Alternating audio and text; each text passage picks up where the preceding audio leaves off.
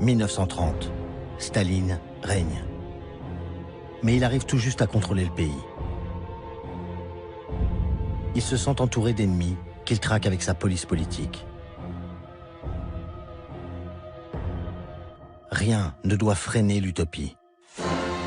Transformer la Russie en un immense champ peuplé de paysans, devenus des ouvriers de la terre. Fini les isbas et les fermes ancestrales.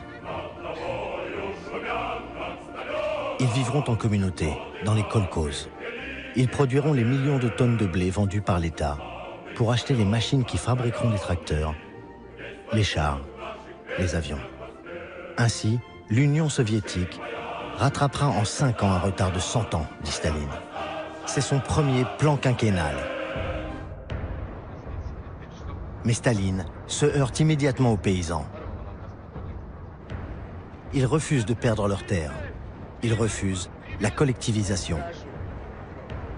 Staline leur fait donner un surnom infamant. Koulak, profiteur, exploiteur.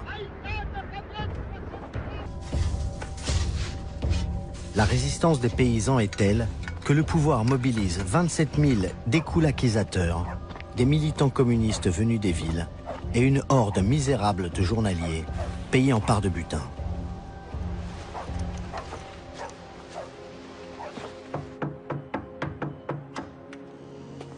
La police de Staline envoie un rapport. On ôte aux paysans leurs vêtements d'hiver et leurs sous-vêtements chauds. On s'empare des chaussures. On confisque jusqu'aux petits oreillers placés sous la tête des enfants et toutes les icônes religieuses pour les brûler.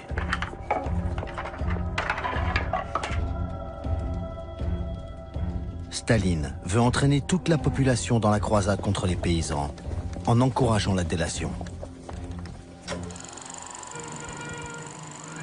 La propagande diffusée dans les salles de cinéma montre une jeune tatare de Crimée, Olga Balikina, célèbre pour avoir accusé son père de voler du blé dans son kolkhoze. Félicitée par le parti, elle est fêtée par les pionniers, les 9-14 ans, et les komsomols, les 15-18 ans, organisation de masse créée par Lénine. Olga dit « J'ai agi comme tous les pionniers doivent agir ». En faisant le salut des pionniers, elle récite « Staline, tu es plus haut que les espaces célestes. Staline, tu es plus lumineux que le soleil.